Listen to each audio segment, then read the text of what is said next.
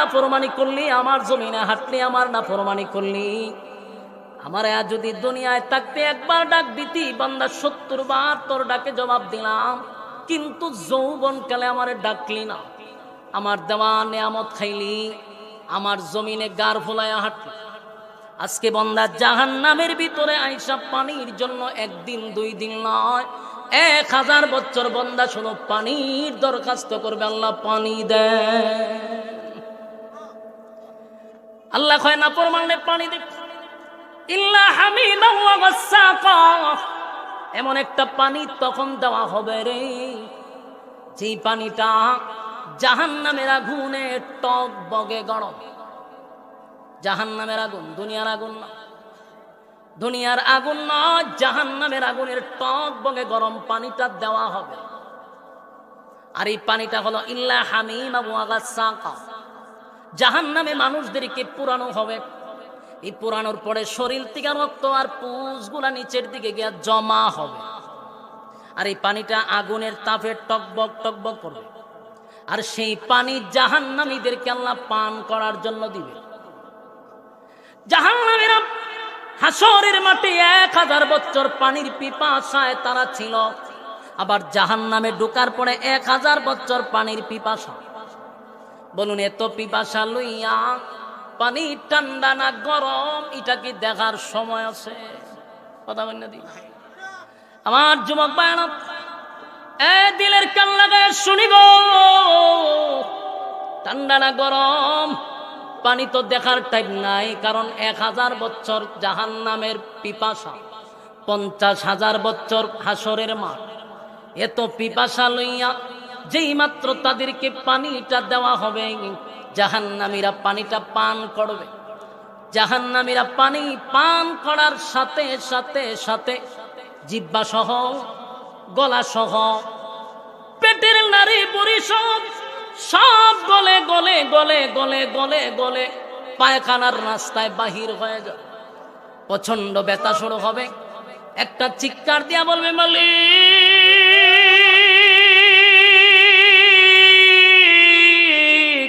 এমন পানি আপনার কাছে আমি চাই নাই।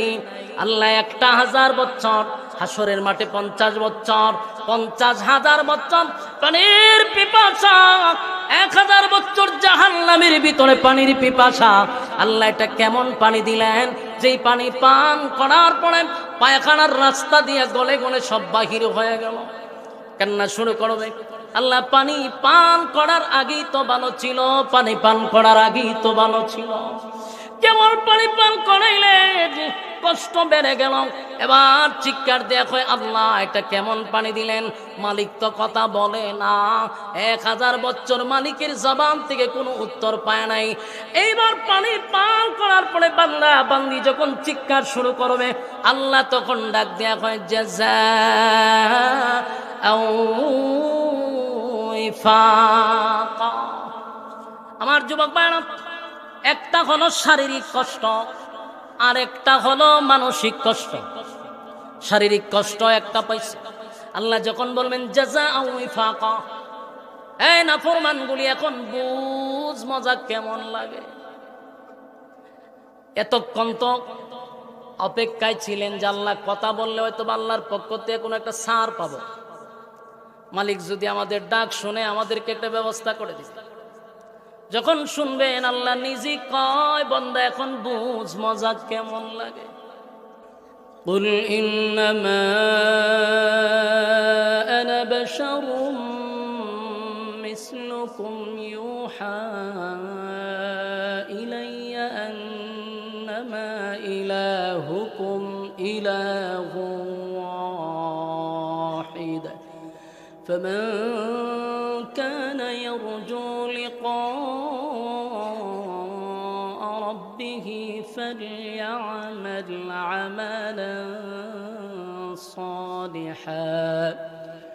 فليعمل عملا صالحا ولا يشرك بعبادة ربه أحدا صدق الله العظيم দুরূদ শরীফ পড়েন। আল্লাহুম্মা সাল্লি আলা মুহাম্মাদিন ওয়া আলা আলি মুহাম্মাদ কামা সাল্লাইতা আলা ইব্রাহিম ওয়া আলা إنك حميد مجيد اللهم بارك على محمد وعلى كما باركت على إبراهيم وعلى إنك حميد مجيد मेरा दिल तलब रहा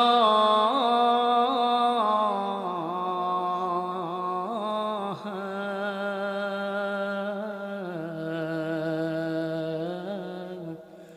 मेरे जल रहा है सीना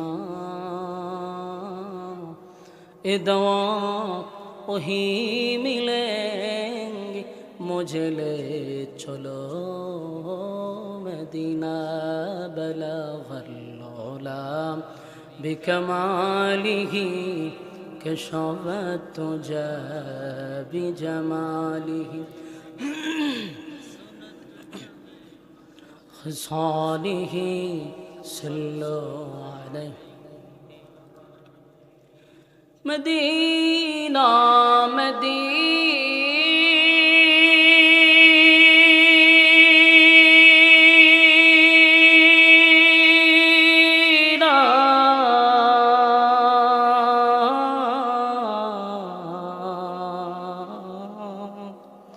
मदीना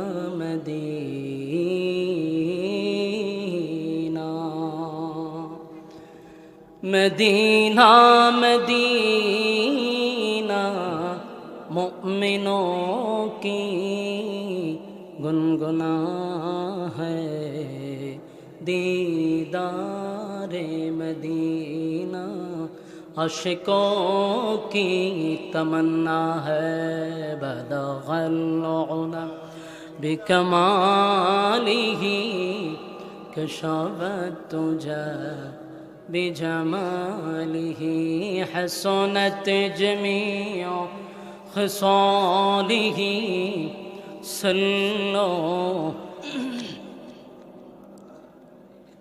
আলহামদুলিল্লাহ মৌলভীবাজার জেলার অন্তর্গত কমলগঞ্জ থানার ঐতিহ্যবাহী জামিয়া ইসলামিয়া দারুল হাদিস মুন্সিবাজার এর উদ্যোগে ইসলামী মহাসম্মেলনের সম্মানিত সভাপতি আলহাজ হজরত মৌলানা আব্দুল হক সাহেব, হজরত মৌলানা হাফিজ সঈদুর রহমান সাহেব সহ আজকের মাহফিলের যিনি মধ্যমণি সুলতানুল ওয়াইজিন আল্লামা খালেদ সৈফুল্লাহ আইবি সাহেব দামাত বরকাতুহুম ওয়াজ করেছেন আপনাদের সিলেট মৌলভীবাজারের সুপরিচিত শাইখুল হাদিস আল্লামা মুফতি মুশাহিদ আলী কাসিমি সাহেব দামাত বরকাতুহুম সহ অতিথিবৃন্দ মুআজ্জাজ মুকাররম হযরত উলামায়ে কেরাম, উপস্থিত নৌজওয়ান তরুণ যুবক ভাইরা, মুরব্বিয়ান আযম, মাইকের আওয়াজ যতটুকু দূরে যায় অবস্থানরত পর্দানিশী মা ও বোনেরা, সকলকে আমার অন্তরস্থল থেকে জ্ঞাপন করছি মোবারক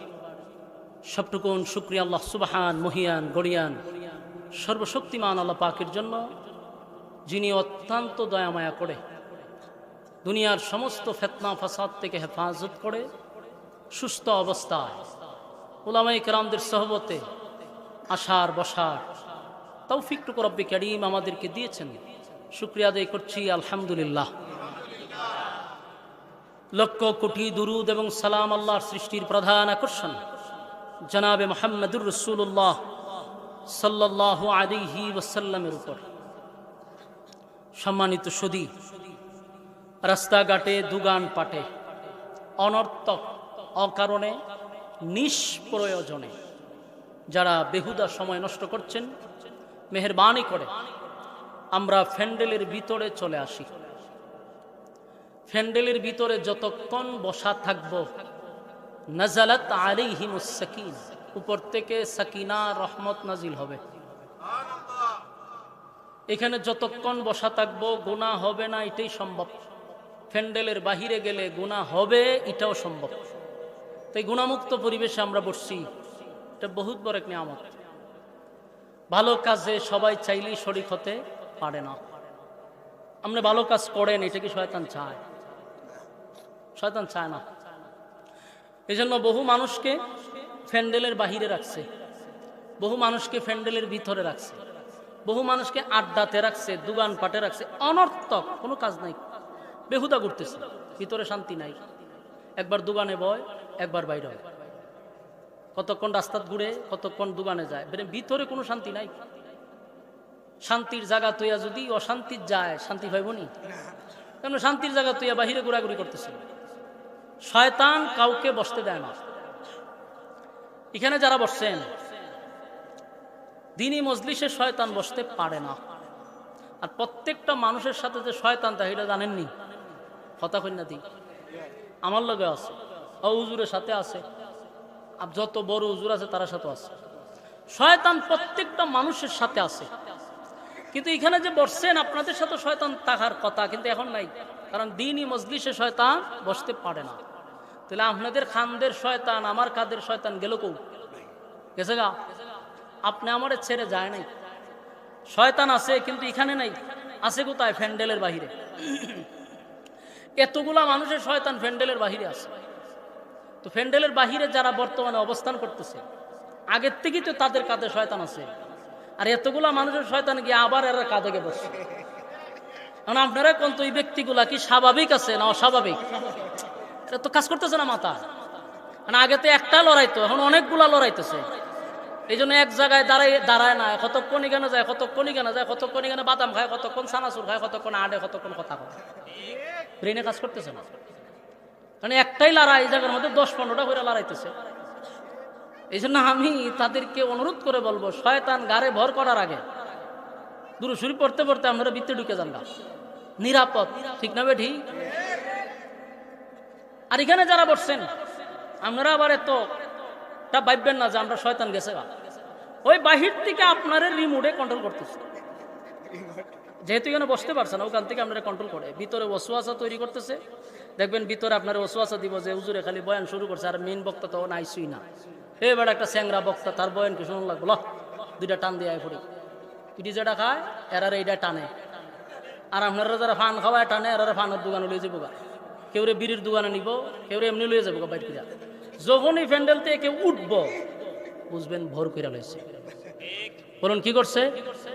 ভর করছে। আর ওই যে আপনার ভিতরে ওয়াসওয়াসা দিছে, হে যখন একটা খার হইব বুঝবেন যে মাশাআল্লাহ তাহলে ভর করে লইছে।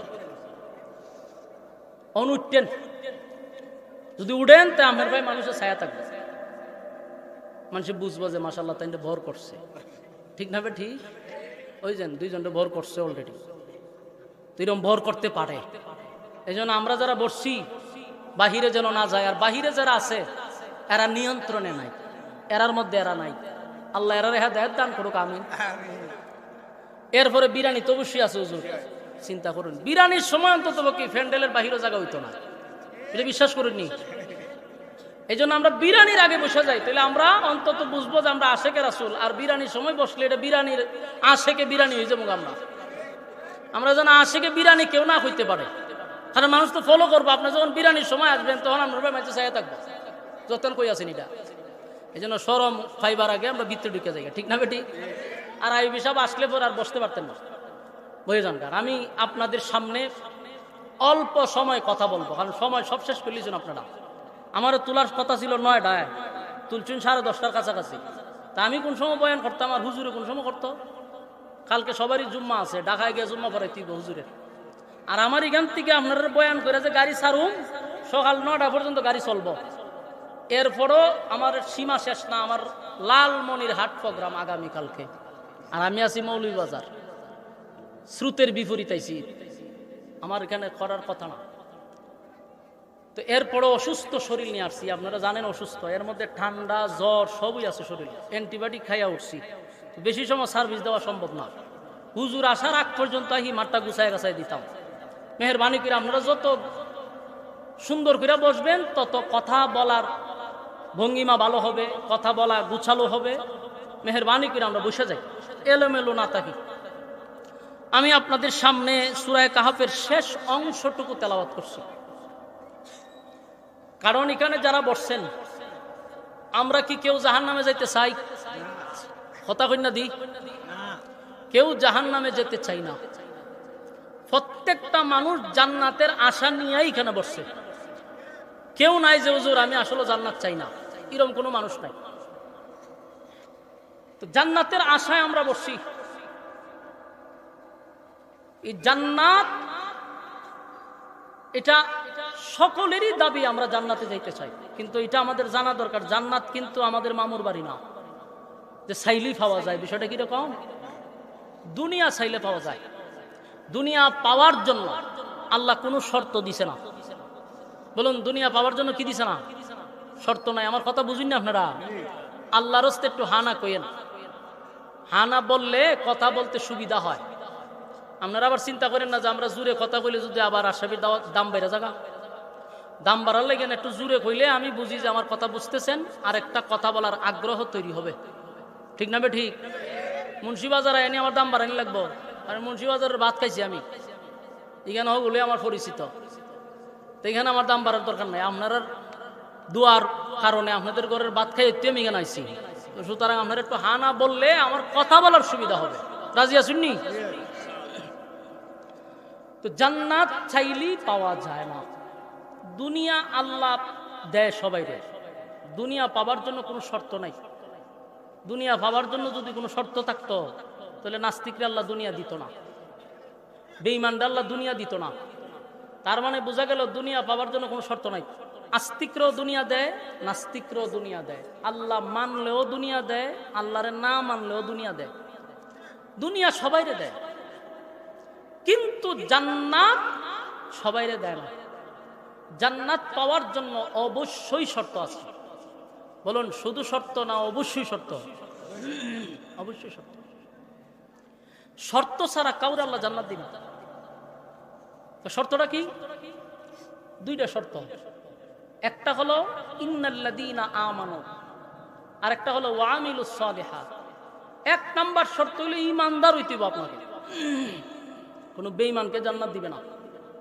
জান্নাত পাইতে গেলে কি হইতে হবে? ঈমানদার। দুই নাম্বার হলো ওয়া আমিলুস সালিহাত, নেক আমল লাগবে। নেক আমল না থাকলে জান্নাত দিবে না।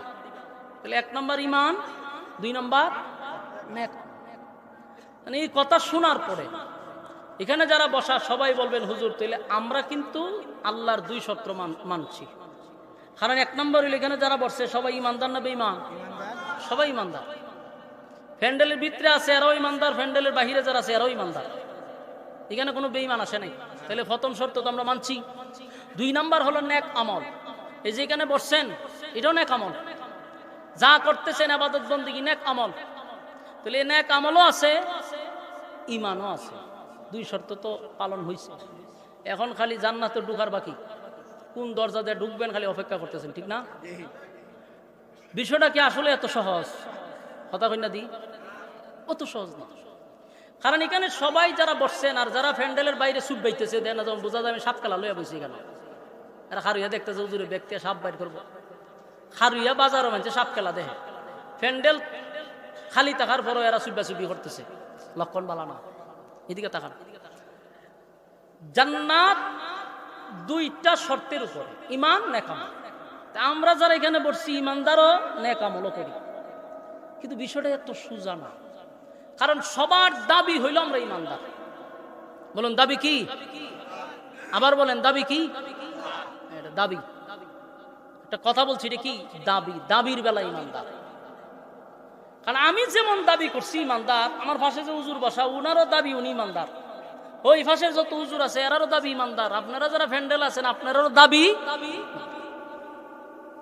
আচ্ছা বলেন তো দেখি, আপনারা এই মুন্সিবাজারে বেনামাজি আসেনি?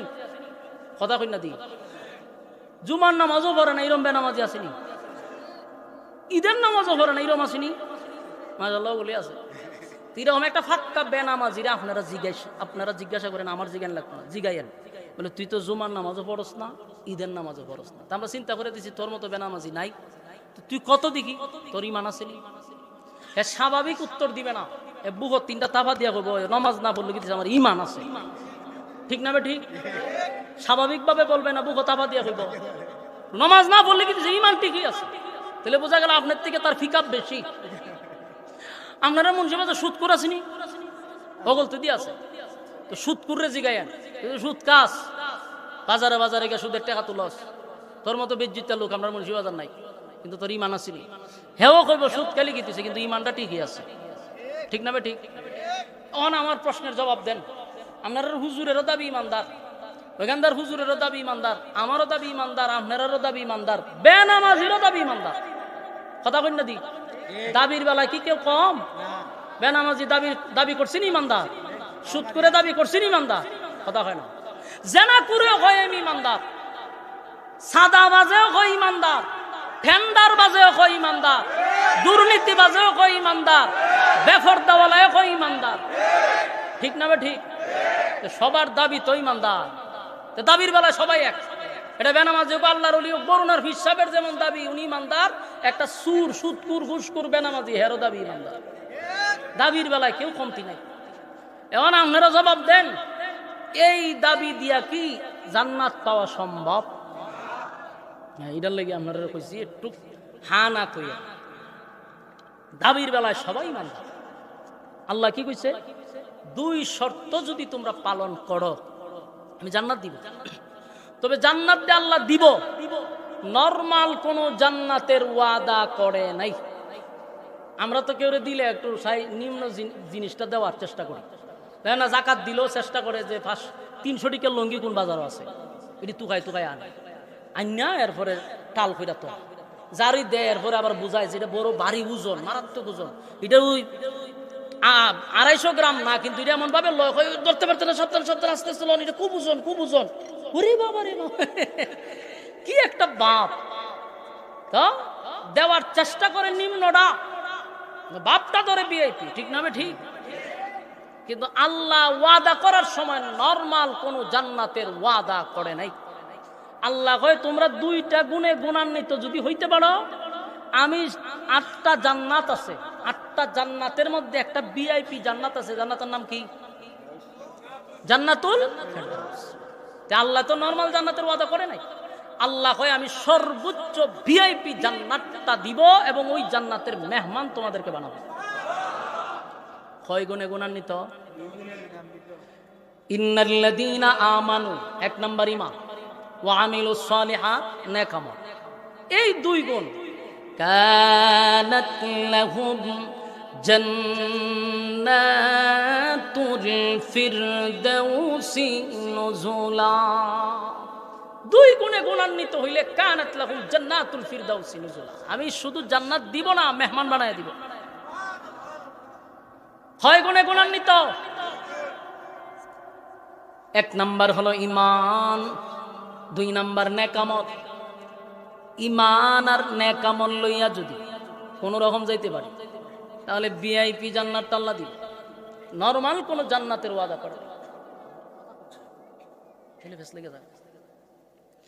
2 গুণে গুণান্বিত হইলে আল্লাহ সর্বোচ্চ জান্নাতটা দিবে। কিন্তু বলুন তো এই জান্নাত কি দাবির বেলায় না কাজের বেলায়? হ্যাঁ, দাবির বেলায় ইমানদার হইলে চলবে না। ইমানদার হইতে হবে, আল্লাহ যেভাবে বলছে ওইভাবে ইমানদার হইতে হবে। মানে আল্লাহ কি কইছে? আমিনু কামা আমানান নাস, আমিনু কামা আমানান নাস। আল্লাহ রাব্বুল আলামিন বলেন ঈমান আনো ওই মানুষদের মতো যারা ঈমানের পরীক্ষায় ফার্স্ট ডিভিশনে পাস করছে। বলুন দাবির বেলা ঈমানদার আনার কথা কইছে না ঈমান আনো ওই মানুষদের মতো যারা ঈমানের পরীক্ষা দিছে? আমিনু কামা আমানান নাস, যারা ঈমানের পরীক্ষায় উত্তীর্ণ হয়েছে তাদের মতো ঈমান আনো। তাফসীর কারকরা বলেন আমিনু কামা আমানান নাসের ব্যাখ্যা হয় সাহাবায়ে কেরাম, আর না হয় যারা পরীক্ষা দিছে। আব্দুল্লাহ বিন তামের হতে পারে, এমনকি ফেরাউনের বউ আসিয়া হইতে পারে, ঈমানের পরীক্ষা দেয় নাই। আমিনু কামা আমানান নাস, ঈমান আনো ওই মানুষদের মতো। 2 গুণে গুণান্বিত যদি হইতে পারো, ইমান যদি তাদের মতো আনতে পারো, ওয়াদা দিলাম জান্নাতুল ফিরদাউস আমি আল্লাহ সেখানকার মেহমান বানায়া দিব।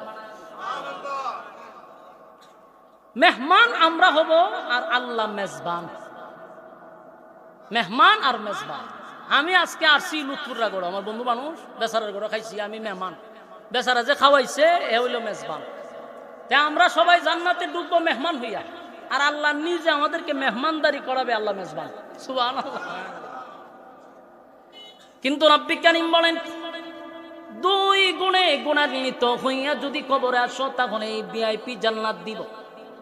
দাবির বেলা ইমানদার নয়, ইমানদার ইমান আনতে হবে। আমিনু কামা আমানান নাস, ইমান আনো ওই মানুষদের মতো যারা ইমানের পরীক্ষা দিছে।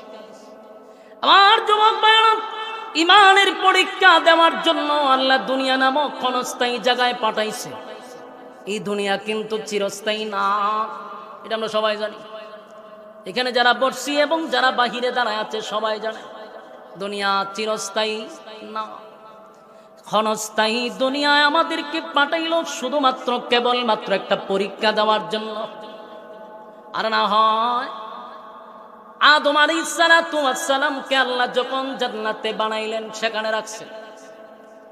আম্মা জান হাওয়া আলাইহিস সালাতু ওয়াস সালামকে আল্লাহ সেখানে রাখলেন।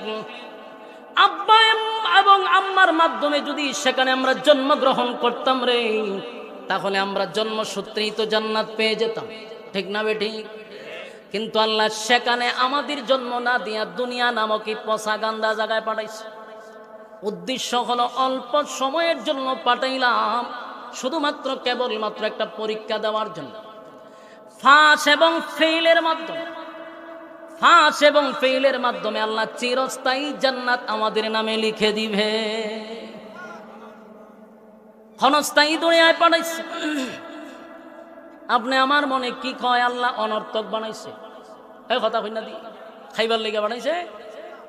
খাওয়ার জন্য যদি বানাইতো তাহলে হাতি আমরার চেয়ে কম খায় না বেশি খায়? জনমের খাওয়ান খায়। খাওয়ার জন্য যদি বানাইতো তাহলে হাতি বানাইলেই চলতো, খাওয়ান খাইতে পারে। ঘুমানোর জন্য যদি বানাইতো তাহলে গাদা বানাইলেই যথেষ্ট। এটা খারুইও ঘুমায়, শুয়েও ঘুমায়। আল্লাহ খাওয়ার জন্য বানায় নাই, ঘুমানোর জন্য বানায় নাই, অনর্থকও বানাইছে, ঠিক না বেটি? أفحسبتم أنما خلقناكم عبثا وأنكم إلينا لا ترجعون। আল্লাহ বলেন অনর্থক বানাই নাই, অকারণে বানাই নাই, নিষ্প্রয়োজনে বানাই নাই, বানাইছি শুধুমাত্র কেবলমাত্র কেন وما خلقت الجن والإنس إلا ليعبدون। আল্লাহ বলেন মানব দানব দুইটা জাতি আমি বানাইলাম শুধুমাত্র কেবলমাত্র আমার গোলামির জন্য। তাহলে আমরা বুঝতে পারছি আল্লাহ আমরারে অনর্থক বানায় নাই, আল্লাহ আমরারে বানাইছে গোলামির জন্য। গোলামিটা যদি না করি তাহলে আমরা ছেড়ে দিব, কথা হই না দি। গোলামি না করলে আল্লাহ ছেড়ে দিবেন।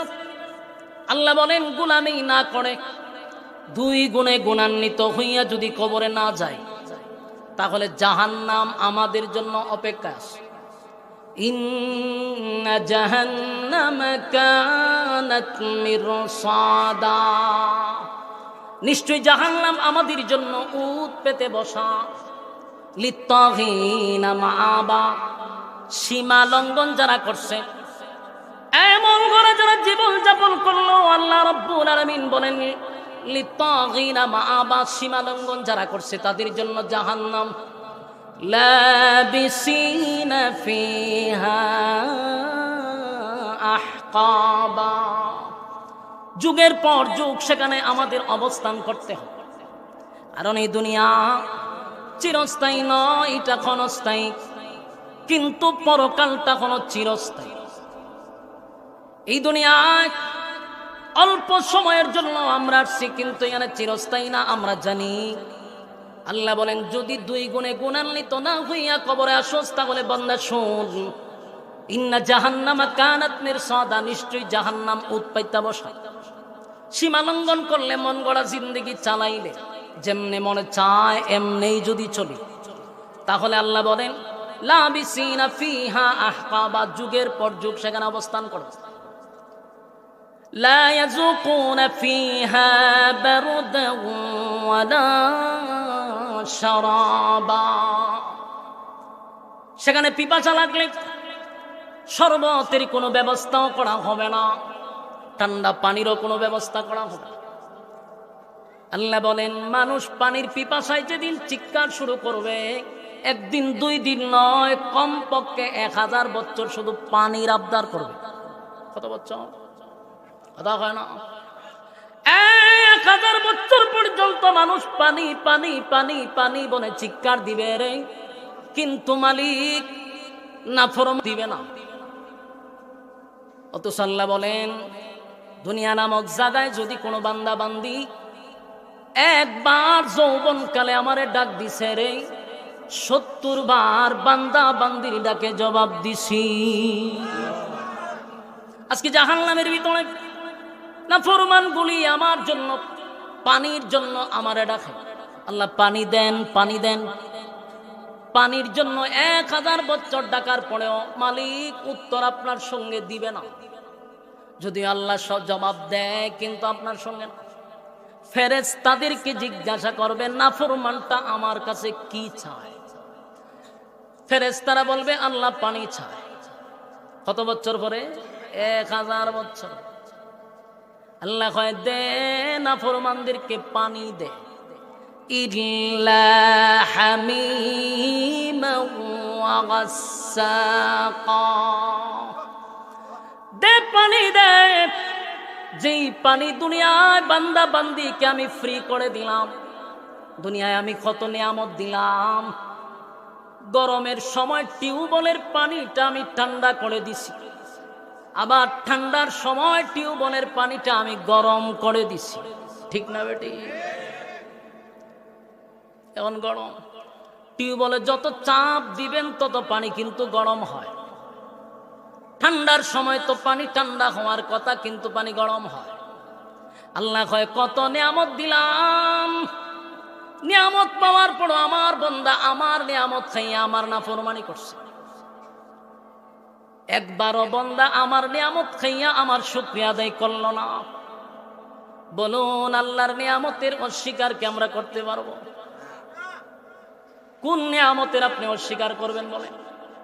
একটা মাছ যেইভাবে পানির নিচে ডুবন্ত, আমরা আল্লাহর নিয়ামতের মধ্যে ডুবে রয়েছি। সুবহানাল্লাহ।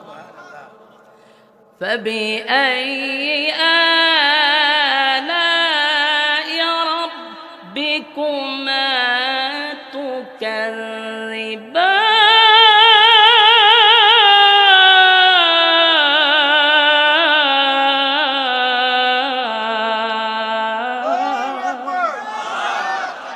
বলেন কোন কোন নিয়ামতের অস্বীকার করবি?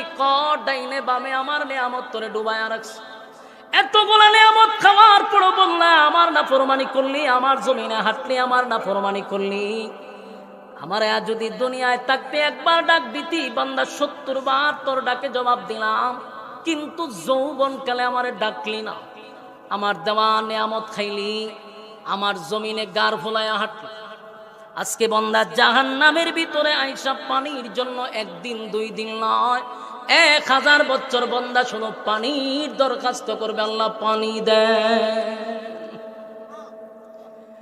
আল্লাহ কয় না ফরমানে পানি দে, ইল্লা হামিমা ওয়া গাসসাকা, এমন একটা পানি তখন দেওয়া হবে রে, যেই পানিটা জাহান্নামের আগুনে টক বগে গরম। জাহান্নামের আগুন, দুনিয়ার আগুন না, দুনিয়ার আগুন না, জাহান্নামের আগুনের টক বগে গরম পানিটা দেওয়া হবে। আর এই পানিটা হলো ইল্লা হামিমা ওয়া গাসসাকা। জাহান্নামে মানুষদেরকে পুরানো হবে, এই পুরানোর পরে শরীর থেকে রক্ত আর পুঁজগুলা নিচের দিকে গিয়ে জমা হবে। আর এই পানিটা আগুনের তাপে টকবক টকবক করবে। আর সেই পানি জাহান্নামীদেরকে আল্লাহ পান করার জন্য দিবে। জাহান্নামীরা হাসরের মাঠে 1000 বছর পানির পিপাসায় তারা ছিল, আবার জাহান্নামে ঢোকার পরে 1000 বছর পানির পিপাসা। বলুন এত পিপাসা লইয়া পানি ঠান্ডা না গরম এটা কি দেখার সময় আছে? কথা বল না দি আমার যুবক ভাইরা, এ দিলের কান লাগায় শুনি গো, ঠান্ডা না গরম পানি তো দেখার টাইম নাই, কারণ 1000 বছর জাহান্নামের পিপাসা, 50,000 বছর হাসরের মাঠ। এত পিপাসা লইয়া যেই মাত্র তাদেরকে পানিটা দেওয়া হবে, জাহান্নামীরা পানিটা পান করবে। জাহান্নামীরা পানি পান করার সাথে সাথে সাথে জিহ্বা সহ, গলা সহ, পেটের নারী বুড়ি সব গলে গলে গলে গলে গলে গলে পায়খানার রাস্তায় বাহির হয়ে যায়। প্রচন্ড ব্যথা শুরু হবে। একটা চিৎকার দিয়া বলবে, মালিক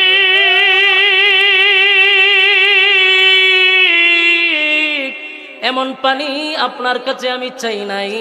আল্লাহ 1000 বছর হাসরের মাঠে 50 বছর, 50,000 বছর পানির পিপাসা, 1000 বছর জাহান্নামের ভিতরে পানির পিপাসা। আল্লাহ এটা কেমন পানি দিলেন, যেই পানি পান করার পরে পায়খানার রাস্তা দিয়ে গলে গলে সব বাহির হয়ে গেল। কান্না শুরু করবে। আল্লাহ পানি পান করার আগেই তো ভালো ছিল, পানি পান করার আগেই তো ভালো ছিল, কেবল পানি পান করাইলে কষ্ট বেড়ে গেল। এবার চিৎকার দেখো, আল্লাহ এটা কেমন পানি দিলেন? মালিক তো কথা বলে না। 1000 বছর মালিকের জবান থেকে কোনো উত্তর পায় নাই। এইবার পানি পান করার পরে বান্দা বান্দি যখন চিৎকার শুরু করবে, আল্লাহ তখন ডাক দেয়া হয়, জাযাআও উইফাকা। আমার যুবক ভাইরা, একটা হলো শারীরিক কষ্ট, আর একটা হলো মানসিক কষ্ট। শারীরিক কষ্ট একটা পাইছে, আল্লাহ যখন বলবেন জাযাআও উইফাকা, এই নাফরমানগুলি এখন বুঝ মজা কেমন লাগে।